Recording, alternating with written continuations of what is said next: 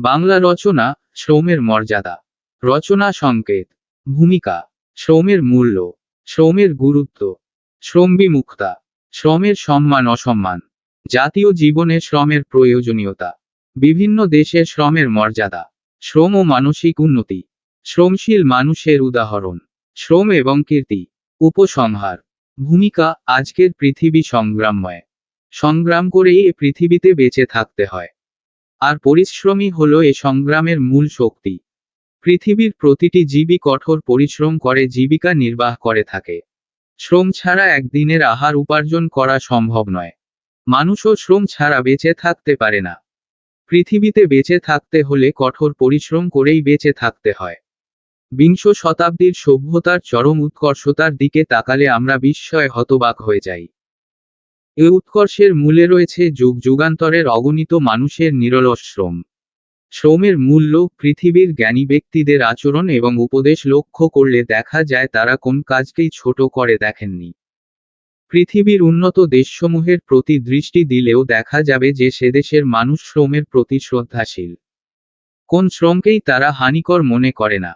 ছোট কাজ বড় কাজ বলে তাদের কাছে কিছু নেই। তাদের কাছে সব কাজই সমান। প্রতিটি কাজের প্রতি তারা আগ্রহ দেখিয়ে থাকে। যে কোন কাজের প্রতি তাদের এ শ্রদ্ধাবোধই তাদেরকে উন্নত করেছে।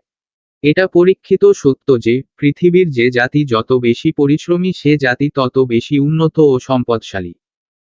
শ্রমকে যারা মূল্য দিতে পেরেছে তারাই জগতের শ্রেষ্ঠত্ব অর্জন করেছে। পৃথিবীর সব ধর্মে শ্রমকে বিশেষ মূল্য দেয়া হয়েছে।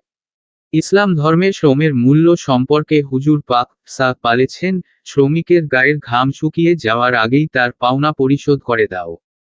শ্রমের গুরুত্ব। মানুষের জীবনে শ্রমের গুরুত্ব অপরিসীম।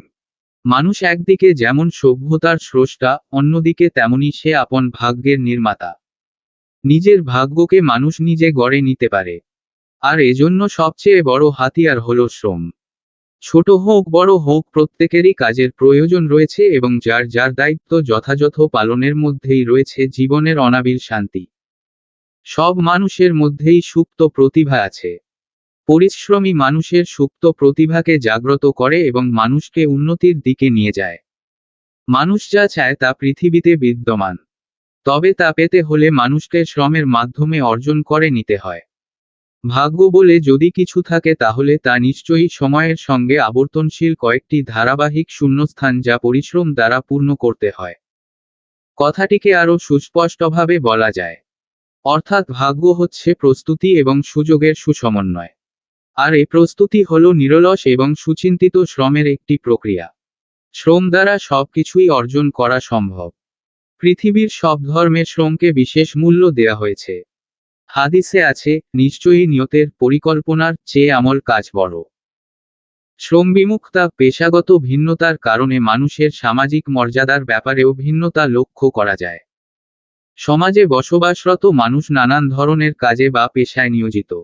এ পেশাগত কারণে মানুষের মধ্যে উঁচু নিচুর ভেদাভেদ সৃষ্টি হয়েছে, যার ফলে শ্রমের প্রতি মানুষের দৃষ্টিভঙ্গির পরিবর্তন ঘটেছে।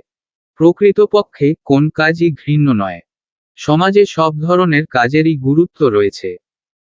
নেতার নেতৃত্ব, চিন্তাবিদদের চিন্তা, শিক্ষকের শিক্ষা, বিশেষজ্ঞের উপদেশ ইত্যাদি যেমন আবশ্যক তেমনি কুলি মজুর, ম্যাথর, চাষি, ডাক হরকরা, দোকানি, কেরানি প্রভৃতি ব্যক্তিদের শ্রমও সমানভাবে আবশ্যক। সব ধরনের কাজই মহৎ এবং প্রয়োজনীয়। শ্রম সবাইকে কর্মী হিসেবে গড়ে তোলে, নিশ্চয়ই ছোট বা বড় হিসেবে নয়। কিন্তু দুঃখের এবং লজ্জার বিষয়, আমাদের দেশে তথা এ উপমহাদেশে এখনো বিভিন্ন কাজে নিয়োজিত শ্রমকে বিভিন্ন সামাজিক শ্রেণীতে ফেলা হয়। যে শ্রমিকের শ্রম না হলে আমাদের একদিনও চলে না, অথচ তাকেই আমরা সামাজিকভাবে তার ওই শ্রমের জন্য ছোট বলে গণ্য করি। শ্রমের ক্ষেত্রে এ মনোভাব কখনো কোন জাতির জন্য উন্নতি বয়ে আনতে পারে না। উন্নত বিশ্বে সব শ্রমকেই মহৎ মনে করা হয়। আর এই কারণে তারা উন্নতির চরম শিখরে পৌঁছতে পেরেছে। আমাদেরও এই শিক্ষা গ্রহণ করা উচিত। শ্রমের সম্মান অসম্মান, জগতে কোন শ্রমই অসম্মানজনক নয়। বরং সকল প্রকার শ্রমই মানুষের জীবনে কল্যাণকর। শ্রমের মাধ্যমে মানুষ উন্নতির শীর্ষে পৌঁছে যেতে পারে। কিন্তু মানুষ সকল শ্রমেই আগ্রহ করে না। তারা শ্রমের ক্ষেত্রে সম্মান অসম্মান বিবেচনা করে কোন কোন শ্রম থেকে বিরত থাকে। কিন্তু জাতের ইতিহাসের দিকে তাকালে দেখা যায় সকল মানুষের শ্রমের ইতিবৃত্ত। মহামনীষীগণের কাছে শ্রমশীল মানুষ শ্রদ্ধার পাত্র। শ্রম বিমুখ মানুষকে সকলেই ঘৃণা করে। যারা শ্রমের ক্ষেত্রে মান অপমান বিবেচনা করে নেই আজকের এই সভ্যতার জন্ম দিয়েছে। শ্রমজীবী মানুষের অক্লান্ত শ্রমের বিনিময়ে মানুষ উন্নতির শিখরে পৌঁছতে সক্ষম হয়েছে। আর ওই সকল মানুষই যারা মান সম্মানের ভয় না করে শ্রম দিয়েছে, সকল মানুষের স্মরণীয় হয়ে আছে। জাতীয় জীবনে শ্রমের প্রয়োজনীয়তা। জাতীয় জীবনে শ্রমের গুরুত্ব অপরিসীম। শ্রমের দ্বারা যে কোন জাতি উন্নতির চরম শিখরে পৌঁছে যায়। পৃথিবীর অনেক দেশ তার উদাহরণ, যারা শুধু শ্রমের দ্বারা পৃথিবীতে উন্নত দেশে পরিণত হয়েছে। একটি দেশের জনশক্তি তখনই সম্পদে পরিণত হয় যখন তারা কাজ করে। কিন্তু শ্রম না দিয়ে হাত গুটিয়ে বসে থাকলে সে জাতির ধ্বংস অনিবার্য। দেশের জনশক্তিকে সম্পদে পরিণত করতে হলে তাদের যথাযথ প্রশিক্ষণের ব্যবস্থা করা প্রয়োজন। তাদের কায়িক শ্রমের প্রতি উদ্বুদ্ধ করতে হবে। দেশের সকল মানুষ শ্রমের প্রতি শ্রদ্ধাশীল হলে সে দেশ সফলতার শীর্ষে পৌঁছবেই, তাতে কোন সন্দেহ নেই। বিভিন্ন দেশের শ্রমের মর্যাদা। পৃথিবীর বিভিন্ন উন্নত দেশের শ্রমকে শীর্ষে মর্যাদা দেয়া হয়। শ্রমের মর্যাদা দেওয়ার কারণেই যুদ্ধ বিধ্বস্ত জাপান পৃথিবীর শীর্ষে উন্নত দেশে পরিণত হয়েছে। America, Canada, German, France, Switzerland, Bharat ইত্যাদি সকল দেশের উন্নতির মূলে রয়েছে শ্রম সাধনা। এই সকল দেশের মানুষ কোন কাজকেই ছোট মনে করে না। নিজের কাজ নিজে করাই সম্মানজনক বলে তারা মনে করে। মোট কথা, উন্নয়নের জন্য শ্রম কথাটিকে তারা জীবনের সাথে একাত্ম করে নিয়েছে। শ্রম ও মানসিক উন্নতি। একটি প্রবাদ আছে, অলস মস্তিষ্ক শয়তানের আড্ডাখানা। কর্মহীন মানুষ কখনো সুস্থ চিন্তা করতে পারে না।